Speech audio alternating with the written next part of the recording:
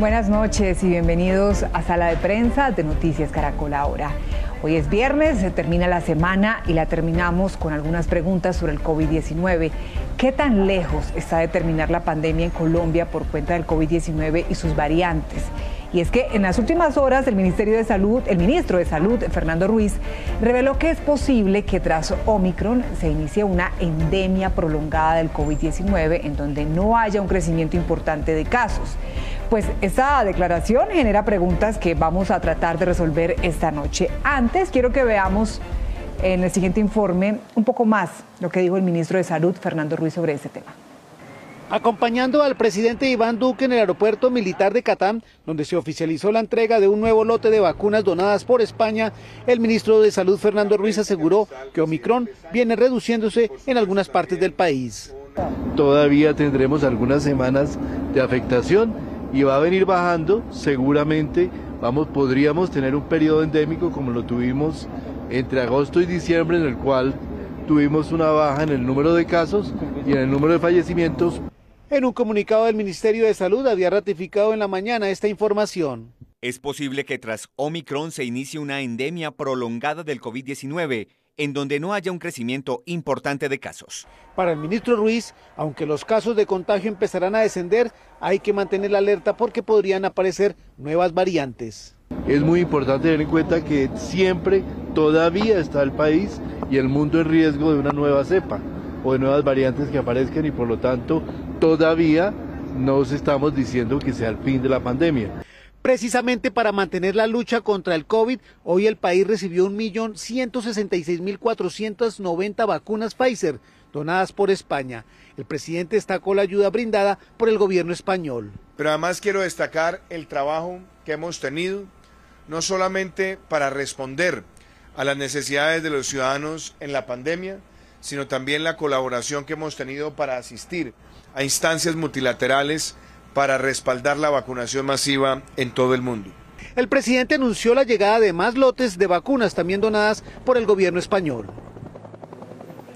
Lo que queda claro es que la pandemia aún no termina y que posiblemente podrían venir nuevas variantes que según los expertos serían menos agresivas y que, como pasa con la influenza, el COVID-19 permanecerá entre nosotros durante muchos años. Bien, este es nuestro tema de hoy, por eso nos acompaña el doctor Henry Mendoza, médico infectólogo y miembro de la Sociedad Colombiana de Infectología.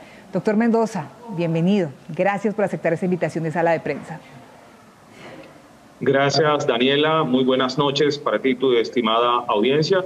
Y estamos prestos a entrar en este tema muy interesante sobre posibilidad de fin de pandemia e ingreso a la endemia por COVID-19. ¿Cómo interpreta lo dicho por el Ministerio de Salud frente al COVID-19 en el sentido de que podría volverse endémico en un futuro? ¿Cómo lo entendemos? Sí, es muy importante aclarar que en estos momentos nosotros estamos cabalgando en un pico epidemiológico de transmisión de COVID-19 por variante Omicron, sin dejar de lado otras variantes en menor proporción. Sin embargo, es importante que todos entendamos que no se ha acabado la pandemia, que para nosotros en Colombia y en Latinoamérica seguimos todavía con unos picos epidemiológicos de transmisibilidad de COVID-19 con variante Omicron, que si bien la mortalidad, como lo ha dicho todo, digamos, las sociedades científicas y en general la comunidad internacional para Latinoamérica ha sido de menor letalidad, pero no quiere decir que no tengamos pandemia. Seguimos en pandemia, todavía falta tiempo, no podemos caer en unas falsas expectativas como han ocurrido en otras latitudes, porque todavía no llegamos al nivel de protección con vacunación importante que debe estar por encima del 75%, pero con la totalidad de la vacunación. Y esto implica que debemos tener las dosis necesarias indicadas más la vacunación de refuerzo. ¿Y qué significa que un virus se vuelva endémico, doctor Mendoza? Lo que quiere decirnos es que va a atravesar todo el tiempo la presencia de este virus en la comunidad y esto indica que no va a desaparecer La endemia es un proceso en el cual siempre vamos a tener circulación del virus, pero no a niveles de picos que hacen que podamos considerarlo como una elevación inusitada de casos. Aquí cuando hablamos de endemia es una continuidad de casos a través del tiempo que lo hemos estado viviendo con otras patologías, como puede ser influenza, como pueden ser infecciones respiratorias, que decimos estamos en una endemia con estas patologías. ¿Suele pasar eso con los virus, además de lo que nos dice la influenza? Tal vez que conozcamos ejemplos de virus que ahora son endémicos. Suelen ser virus, por ejemplo, entéricos, virus que producen diarreas, son episódicos estos casos y van a estar a través del tiempo. Obviamente, lo más frecuente que vamos a encontrar son los virus respiratorios porque en algunas latitudes suelen ser estacionales. Para nosotros que no tenemos estaciones, sino épocas de lluvia y épocas secas, vamos a encontrar que en las épocas de mayor humedad, de mayor lluvia, vamos a tener más casos respiratorios, especialmente en niños o en personas que no tienen alguna protección de vacuna. Cuando hablamos de influenza, pero con otros virus respiratorios es algo que va a estar circulando permanentemente, sin tener, y quiero, Daniel, hacer esta claridad, sin tener esos picos exagerados de frecuencia de la infección por estos virus. Allí hay una gran diferencia entre la pandemia y la endemia. Cuando hablamos de pandemia estamos con una circulación general en toda la población. En la endemia son nichos, son pocos casos, pero a través de todo el tiempo. Bien, entiendo. Ahora, en el caso de COVID-19, después de la variante Omicron, ¿podrían aparecer nuevas variantes? ¿Ahí qué pasaría? Los riesgos para la comunidad en general es que en la medida que haya circulación del virus, existen más riesgos de aparición de nuevas variantes. De allí la importancia de la protección con la vacunación, además de todas las medidas de prevención como el lavado de manos, el uso adecuado del tapabocas y sobre todo manteniendo una distancia física con las personas que tienen síntomas respiratorios. Las variantes van a seguir apareciendo en el mundo en la medida que haya circulación del virus. La circulación del virus va a disminuir cuando no va a encontrar el virus personas susceptibles de replicación. Y estas personas susceptibles son aquellas que no se han vacunado o que tienen algunas enfermedades comórbidas que le van a permitir ser susceptibles a esa infección. Y hay que recordar algo más. Todas las vacunas han demostrado una eficacia contra la mayoría de las variantes que han aparecido de COVID-19. De tal manera que ya no sea una protección del 100%, pero con que haya una protección por encima del 70%, es adecuado para disminuir de forma importante la transmisión de variantes y la transmisión de virus como COVID-19. Y la experiencia con esta pandemia del COVID-19, ¿qué nos indica? ¿Las futuras variantes serían cada vez menos agresivas o letales? Pues no necesariamente, y en esto quiero hacer una salvedad, porque se han hablado que efectivamente las nuevas variantes que tenemos actualmente sí han sido menos agresivos por unas características, y es que se adhieren más fácilmente a las vías respiratorias superiores, a diferencia de la variante como Delta, que se adherían a las células de las vías respiratorias inferiores y producían más rápidamente neumonías y mayor mortalidad, como lo hemos visto. Estas variantes han sido menos letales, pero siguen siendo letales. No podemos perder el foco de que la letalidad con COVID-19 sigue latente, aunque es menor, como es más fácil transmisible, entonces va a afectar a mucho más personas. Afortunadamente, el aumento en la vacunación disminuye esta susceptibilidad y hace que se vean menos afectados o pueda pasar, como en muchos casos, como una gripa tradicional que hemos visto o como una infección respiratoria que hemos visto a través del tiempo. Pero hay que tener cuidado, no estamos ante una infección que es totalmente inocua. Por el contrario. Doctor, no quiero ser extremista, alarmista, pero pues en medio de tanta incertidumbre surgen preguntas como si podría aparecer una nueva variante más agresiva que incluso agudizara nuevamente la pandemia. Daniela, eso no lo sabemos. Las investigaciones están cada día surgiendo y explicando que esas posibilidades pueden existir. No hay ningún estudio que diga totalmente erradicado de que no va a existir una variante peor que Delta. Eso todavía no lo sabemos y no quiero ser aguafiestas, pero es lógico pensar que no puede haber una variante porque cada vez al estar más población vacunada vamos a tener menor circulación del virus. Cuando hay menor circulación del virus, hay menor posibilidad de aparición de nuevas variantes, sea cual sea su característica, pero pueden aparecer. Recuerden que si tenemos gran población que no se vacuna, estas personas son susceptibles de replicar mucho más rápidamente el virus y estas fallas en la replicación del virus puede hacer que aparezcan estas variantes que pueden ser más letales o, por el contrario, totalmente inocuas. De la aparición de esas nuevas variantes y de esa posibilidad de que la pandemia se convierta en endemia, ¿es posible que en adelante pues debamos aplicarnos dosis de refuerzo cada año?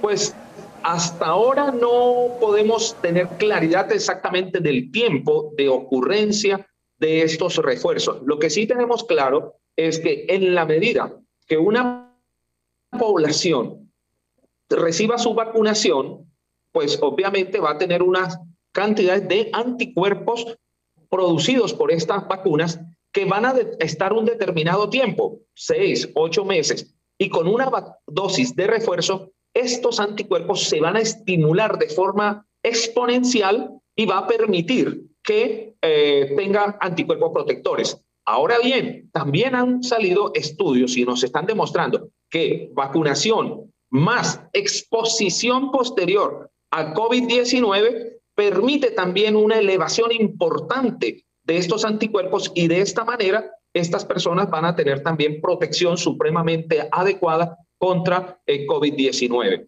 No sabemos exactamente cuál va a ser el tiempo. Hasta ahora se ha estimado que después de 4 a 6 meses de la última dosis, especialmente cuando son de 2 dosis, es un tiempo prudencial, adecuado para colocar la dosis de refuerzo. Y que hasta ahora nosotros estamos en tiempos epidemiológicos totalmente diferentes de otras latitudes. Hasta ahora nos está dando la razón de que sí requerimos el refuerzo. Estamos atravesando este pico y quiero aclarar esto. Las mortalidades que hemos visto en estos picos se han presentado especialmente en población que no se ha vacunado, pero también hemos visto mortalidades en población que se ha vacunado, pero cuando hacemos un pequeño análisis, muchos de los que han fallecido con 2 dosis han recibido esa segunda dosis más de 6 a 8 meses después de adquirir ese COVID y por eso muchas veces estos anticuerpos descienden y no alcanzan a ser protectores. Bien. Doctor, ¿y usted qué cree desde su experiencia? ¿Qué va a pasar con el tapabocas? ¿Está cerca el momento en que dejemos de usarlo? Y ahora, si esta pandemia se transforma en una endemia, como nos ha dicho el ministro de Salud, ¿se dejaría de usar? ¿En las endemias pasa eso? Sí, suele pasar que vamos a ir eliminando las barreras y las medidas de control poco a poco. Pero, como acabo de decir, nuestros tiempos epidemiológicos de infección y transmisión de virus son totalmente diferentes y ahora estamos todavía en la necesidad de tener a mano siempre un tapabocas de manera adecuada, pero sobre todo el uso de los alcoholes desinfectantes, el uso del lavado adecuado de las manos con agua y jabón y sobre todo mantener el distanciamiento físico. Y algo más para finalizar esta apreciación de las medidas de protección es evitar los sitios cerrados, los sitios aglomerados y sobre todo estar encerrados con otras personas. Todo esto definitivamente favorece la transmisión de este virus. El uso del tapabocas irá disminuyendo en la medida que tengamos menor transmisibilidad, tengamos menos casos. Pero quiero aclarar algo también más que antes de que se me vaya la idea. Hemos visto menos casos reportados porque la severidad de la infección que hemos tenido con en las últimas semanas con COVID-19 es menor y mucha gente no consulta y no les están haciendo los exámenes o no se los hacen porque tienen sintomatología respiratoria superior, no tienen dificultad respiratoria y no asisten. Pero cuando hemos hecho un pequeño análisis con estos casos, con simple gripa, como pueden decir ellos, tomamos pruebas y están positivos. Entonces, estos casos no se reportan. Entonces, no es que estemos ante menos casos. Por el contrario, Daniela, estamos en este momento nosotros atravesando un pico de COVID-19 y que tenemos que instar a todo el mundo a utilizar estas medidas de protección. El tapabocas todavía nos debe acompañar un tiempo más, lavado de manos, el uso adecuado de los espacios físicos para evitar estar aglomerados es importante, más en esta época en que estamos regresando a clases en los colegios y universidades. Claro, y todo como que influye, ¿no? Entonces también los cambios de clima, el que no reportemos algún tipo de síntomas y esa propagación tan rápida y tan fuerte es para decir, bueno, si no lo estamos reportando, si no se está alertando, si no se está registrando, tenemos que estar más fuertes con esos cuidados, ¿no? Con esas medidas más que nunca, ¿verdad, doctor? Ahora, en cuanto a lo del tapabocas que usted nos mencionaba, no sé, es como una percepción también personal. Creo que va a ser difícil que del todo, por lo menos los que somos juiciosos, yo quiero ser juiciosa y entrar en ese grupo, que olvidemos del todo esta prenda, ¿no?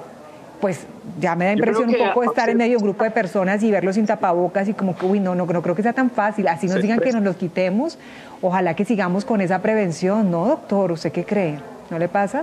Totalmente de acuerdo. Ya se incorporó el tapabocas a nuestra vida y debemos continuarlo. Lo que sí estamos recomendando, digamos, permíteme y les digo, es que utilicemos tapabocas adecuados con triple capa, lo que va a permitir que el uso de los tapabocas de mascarillas o mascarillas quirúrgicas o inclusive los N95 pueden ser usados en espacios en donde vamos a estar con gente y tenemos que, digamos, por algunas necesidades como el transporte público, llevar siempre puesto el tapaboca que cubra nariz y boca. Esta es la medida que tenemos que hacer, que cubra nariz y boca y que no haya filtraciones en general. El uso adecuado del tapabocas, quitarlo y ponerlo de esta manera, es lo que va a permitir que cada vez haya menos posibilidad de transmisión de los virus. Agarrar el tapabocas por la parte de adelante, pues también va a contaminar tus manos. Por eso es importante también el lavado exhaustivo frecuente de las manos con agua y jabón o en su defecto con el uso de alcoholes antisépticos. Yo creo que es una prenda que se quedó con nosotros durante mucho tiempo y bienvenida en el sentido que también va a permitir controlar otros virus respiratorios, no necesariamente COVID-19, pero sí unos virus respiratorios que también causan infecciones que son algo molestas para todos y que se transmiten fácilmente, como el uso de los teléfonos en la oficina, compartir, hace que se transmita fácilmente estos virus respiratorios y el uso del tapabocas lo va a impedir o por lo menos lo va a disminuir de manera importante, Daniela. Y además de esto que nos menciona, para usted, ¿qué lecciones nos deja esta pandemia o nos debería dejar? Bueno, COVID-19 es una de las patologías o una de las infecciones que a todos nosotros como infectólogos nos ha enseñado muchísimo. Una de las medidas que hemos considerado han sido fundamentales es volver a aprender a disminuir los riesgos, a controlar los riesgos. Y esto significa que todos hemos aprendido a que cuando tomamos medidas protectoras, preventivas, adecuadas,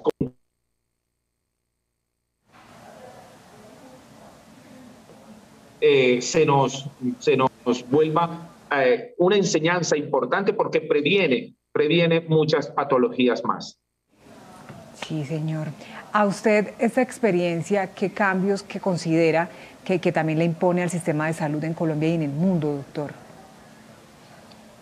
Sí, mira que hay algo fundamental en esto y es que hemos aprendido que tenemos un sistema de salud que puede ser frágil, pero que en momentos de estos se ha fortalecido. Damos gracias a todos los trabajadores de la salud por ese esfuerzo máximo que han hecho durante esta pandemia. poniendo el pecho, pero también poniendo las ganas de trabajar y viendo cómo podemos controlar. Algo fundamental es que tenemos un sistema que tenemos que seguir fortaleciendo y reforzando. Sobre todo, hemos visto que el sistema de salud nuestro, si bien ha permitido atender a una gran población, hemos visto cómo en unos momentos de picos se ha sobresaturado. Tenemos tasas de atención y de sobresaturación en urgencias del 120, 150 o hasta 200% en algunas instituciones. Tenemos que seguir siendo amplios. Tenemos que seguir aprendiendo y trayendo tecnología para que nuestras regiones y especialmente nuestro país pueda hacer el esfuerzo de tener de primera mano herramientas tecnológicas como la vacuna oportuna, frecuente y no depender de remesas del exterior. Esto es lo que estamos aprendiendo, que tenemos capacidad investigativa, científica, tenemos excelentes profesionales de la salud, investigadores, que nos han demostrado en esta pandemia precisamente que podemos hacer las cosas en nuestro país, pero que necesitamos la ayuda de esas transferencias tecnológicas para que se hagan localmente. Yo creo que es importante este aspecto. Bueno, son esas lecciones que nos ha dejado el COVID en ese sentido. Y quisiera terminar este diálogo, doctor, invitándolo nuevamente a dejarnos esa reflexión. No podemos bajar la guardia, ¿no, doctor? Qué mejor que sean ustedes los expertos quienes nos estén insistiendo y repitiendo. Sí, la invitación, que a la vez ha sido un reto desde hace 2 años y que yo los invito a todos, es no se infecte. Mi reto y su reto es no infectarse con COVID-19. Y entonces me preguntas, ¿y cómo voy a hacer para no infectarme? Bueno, además de vacunarte, además de ponerte el refuerzo, tienes que utilizar adecuadamente el tapabocas, tienes que lavarte las manos frecuentemente.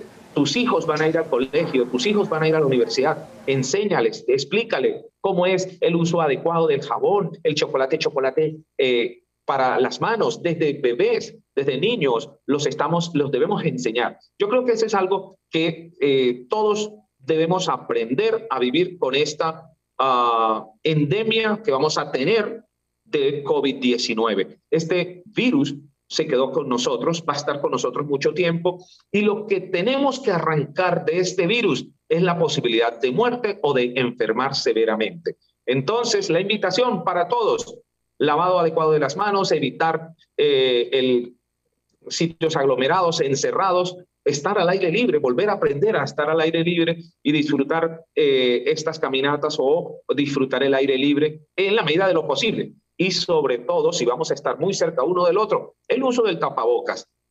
También tenemos que invitarlos a que todos se coloquen la vacuna.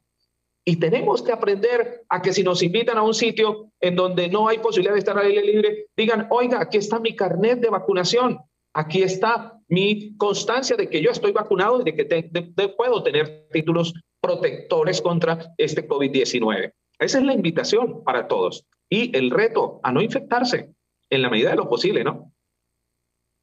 Pues ese es el reto, a no contagiarnos. Doctor Henry Mendoza, médico infectólogo y miembro de la Sociedad Colombiana de Infectología, como siempre es un placer, un gusto tenerlo aquí para que nos dé esas recomendaciones. Le mandamos un abrazo fuerte. Gracias por su tiempo. Gracias, que tengan buena noche. Hacemos una pausa y al regreso Ricardo Ospina nos contará qué tiene esta noche en su radar. Ya volvemos.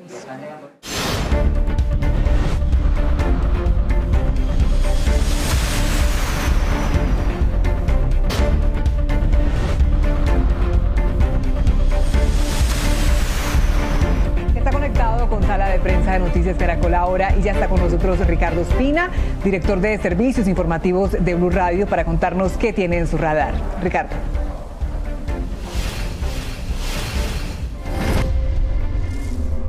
Un saludo para todos los amigos de Sala de Prensa en Noticias Caracol ahora. Hoy entra en el radar una nueva controversia que tiene como protagonista el ministro de la Defensa, Diego Molano. En esta oportunidad, luego de unas declaraciones que rindió en Cartagena, en donde afirmó que la Fuerza Armada Nacional Bolivariana, es decir, el ejército de Nicolás Maduro, está recibiendo apoyo logístico y de otra índole para hacer presencia en la frontera con Colombia, en el estado Apure, es decir, fronterizo con Arauca, en medio de lo que significan las cruentas confrontaciones entre el ELN y las disidencias que dejan más de 70 personas asesinadas comenzando este año 2022. El ministro dijo fundamentalmente que lo que estaban investigando era cómo desde Irán y desde Rusia estaban entregando apoyo logístico al ejército venezolano para entrar a esas zonas en confrontación. Pues esa declaración significó que se entregara una comunicación por parte del embajador de Rusia en Colombia, en la que rechaza completa y abiertamente la declaración del ministro. Dice que es una invención, que no mostró ninguna prueba de inteligencia el ministro, a la que hace alusión diciendo que demostraría supuestamente esa injerencia rusa en medio de la situación crítica en la frontera entre Colombia y Venezuela. Más adelante el presidente Iván Duque habló del asunto y dijo que no se trata de que Rusia sea enemigo, que el enemigo es Venezuela, particularmente el gobierno de Nicolás Maduro, y que Colombia va a entablar un diálogo con Rusia para saber cuáles son los alcances de los acuerdos militares y de otro tipo con Venezuela, para saber cuáles son los linderos y cuáles son los límites y evitar situaciones indeseables. En el mismo sentido habló la vicepresidenta Marta Lucía Ramírez, señalando que sí debe haber un diálogo franco y que habrá un encuentro directo con el embajador de Rusia en Colombia para preguntarle y dejar muy claros los puntos que tiene Colombia frente a la preocupación existente sobre la posible presencia rusa en la frontera entre los dos países, en una zona muy complicada. El contexto no puede ser aún más fuerte y complicado. Por supuesto, Rusia está concentrada en su política exterior en el diferendo con Ucrania y lo que podría ocurrir en situaciones con Estados Unidos y Europa en caso de que decida invadirlo, pero ya advirtió que podría ser presencia Rusia en territorio de América Latina. Habló de Venezuela y habló de Cuba. Así que en medio de todo esto, el desencuentro entre el embajador de Rusia en Colombia y el ministro de la Defensa enciende alertas que puede que no entreguen ahora una gravedad inminente, pero que sí genera inquietudes sobre el contexto geopolítico mundial. Así terminamos. A ustedes gracias por conectarse con nosotros. Ya viene Signo Pesos. Que tengan buena noche y feliz fin de semana.